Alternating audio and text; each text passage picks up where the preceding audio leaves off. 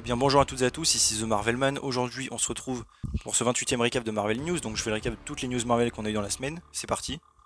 Alors on commence avec Hawkeye. Alors évidemment on a eu pas mal d'images de fin de série, des petits posters et tout.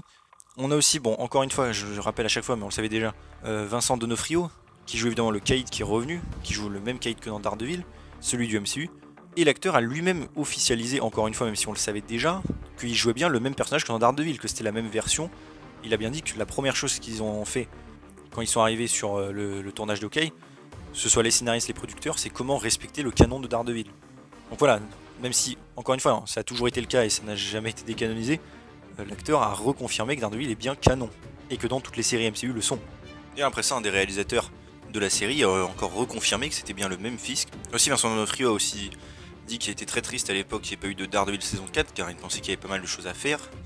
Et il a aussi dit qu'à l'avenir, s'il lui en était donné l'occasion, il aimerait bien réaffronter évidemment Daredevil, Punisher, et pourrait cette fois tomber aussi sur Spider-Man. Apparemment, la scène post-crédit aussi originelle, en plus de Fisk, devait être la chouette avec le camion, là il fait un gag dessus où elle l'emmène dans son nid. Bon, je pense pas que ça aurait été vraiment mieux que l'autre. Et à propos justement de la comédie musicale, le réalisateur a dit qu'il ne voulait pas mettre cette scène dans la scène post-générique, que ça allait décevoir les fans, mais que Marvel l'a un peu forcé, quoi. Il s'est embrouillé un peu avec eux. Et je suis d'accord avec lui, ils auraient pas dû du tout nous mettre ça, mais bon, c'est pas grave. Pour Moon Knight, bon, pas grand chose, mais on a eu une petite image de merchandising, voilà. Donc bon, petit visuel. Alors, petite news sur Iron Fist et Shang-Chi, je mélange un peu les deux, vous allez voir pourquoi. Alors, déjà, Jessica Henwick, vous savez, qui jouait Colleen Wing dans le MCU dans Iron Fist, vous savez, elle a décliné un rôle dans Shang-Chi, justement. Elle est tournée Matrix 4. Et l'actrice a expliqué, en plus de déjà qu'elle voulait revenir, c'est qu'en gros, là c'était pour jouer un autre rôle que Colleen, j'imagine Xialing d'ailleurs, et que du coup elle a refusé le rôle exprès pour pouvoir revenir en tant que Colleen Wing plus tard. Donc bon, c'est assez cool. Et encore une fois, ça montre qu'il y a peut-être des plans, encore une fois, pour qu'Iron Fist revienne. Daredevil c'est déjà le cas, mais pourquoi pas Iron Fist.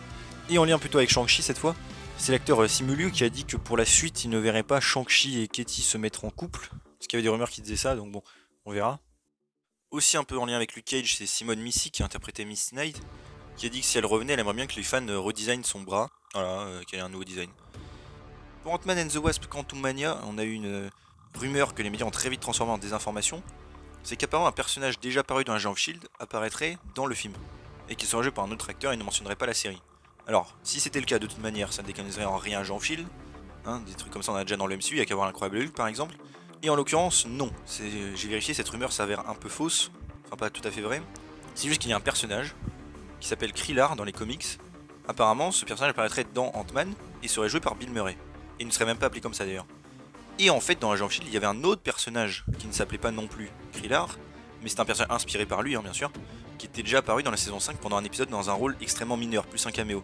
Donc vous voyez, il n'y a en fait aucun lien et absolument aucune contradiction entre les deux en fait, c'est même pas le même personnage. Juste, il était basé sur le même personnage de comics, donc ça n'a rien à voir. Voilà, faire attention à ce qu'on lit, hein, voilà. Pour The Marvels, on a un homme qui a travaillé sur le film, qui nous dit que le film sera encore bien meilleur que le premier, et qui s'est amélioré à plein de niveaux. Bon après, il va pas dire l'inverse. Hein. Secret Invasion, la scène entre Emilia Clarke et Samuel L. Jackson, dont on avait eu la description, nous dit aussi qu'apparemment Samuel L. Jackson se méfie d'elle, et quand il doit la suivre à un endroit. Alors on peut penser peut-être que Samuel L. Jackson et Emilia Clarke ne se connaissent pas dans la série. Et il y a aussi des rumeurs que la série soit décalée à 2023, alors pour l'instant rien, absolument pas sûr du tout. Mais bon, retenez ça quand même dans un coin. Doctor Strange The Multiverse of Madness, on a eu évidemment le trailer qui est sorti enfin officiellement cette fois-ci. Alors je sais pas si je ferai vraiment une analyse, bon on verra, j'ai d'autres projets pour l'instant. D'ailleurs on peut voir Christine Palmer dans le trailer et je peux vous confirmer un petit truc, c'est que cette Christine Palmer qu'on voit là n'est pas celle que vous croyez, c'est un variant qui jouera en fait Clea qui est dans les comics, évidemment un love interest de Doctor Strange, une sorcière, etc. D'ailleurs dans les logos qu'on voit au début là qui se mélangent, on peut voir le logo de X-Men 3, les 4 Fantastiques de 2015 et Avengers 2, les logos Marvel. Hein.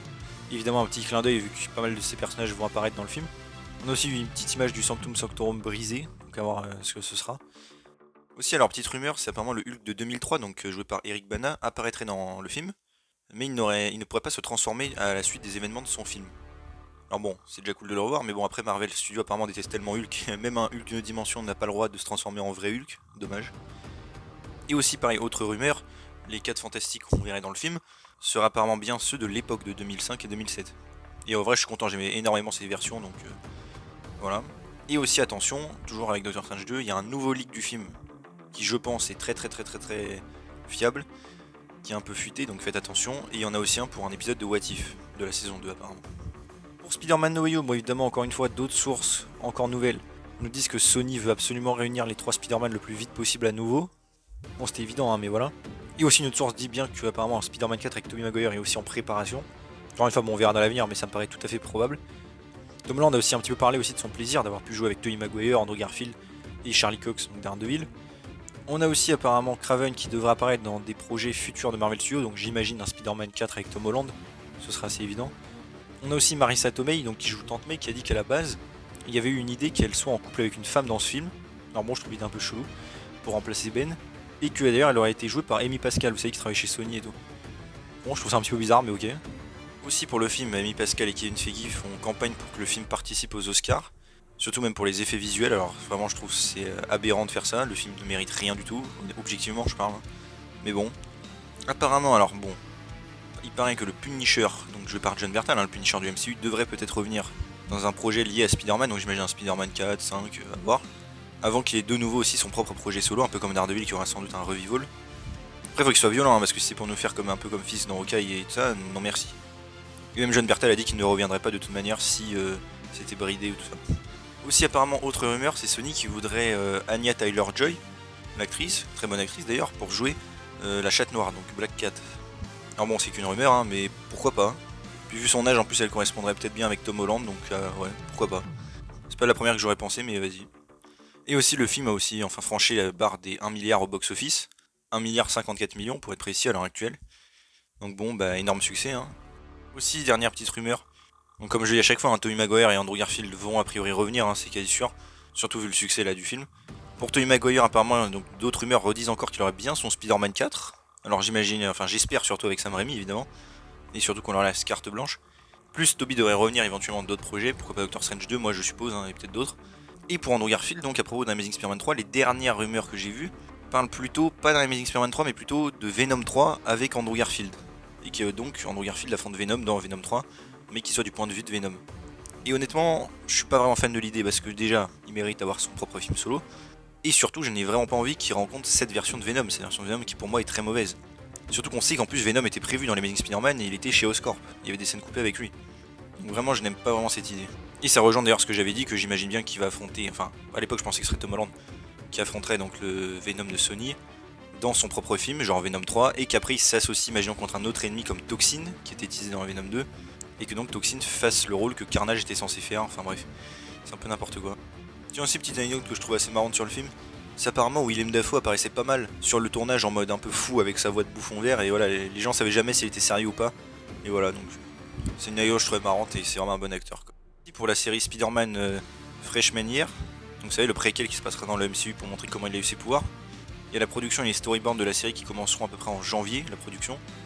Morbius, donc le film, on a appris qu'il ferait du coup 1h48, c'est un peu plus que Venom 2. Alors ça me paraît quand même encore un petit peu court, hein, parce que Venom 2 je l'ai trouvé extrêmement rushé mais à la mort. Franchement, j'espère que Morbius ils vont mieux gérer, surtout que là en plus c'est une origin story quoi. Mais bon, après le ton du film a l'air sympa donc à voir. Et à propos de Ghost Rider, petite news, c'est apparemment un acteur aurait été casté pour le rôle, alors je vous rappelle il y a déjà un Ghost Rider dans la MCU, joué par Robbie Reyes, joué par Gabriel Luna. Là apparemment ce serait pour un autre Ghost Rider, qui d'après pareil les rumeurs ne serait même pas Johnny Blaze mais plutôt Danny Ketch, le tout premier Ghost Rider. Et donc apparemment un Ghost Rider, enfin l'acteur aurait été casté en tout cas. Après on ne sait pas où, pour quel projet, voilà quoi. D'ailleurs aussi pour l'anecdote, Ghost Rider de Johnny Blaze est déjà apparu d'ailleurs dans le MCU, dans Agent of Shield, il a fait un petit caméo, bon très discret mais quand même.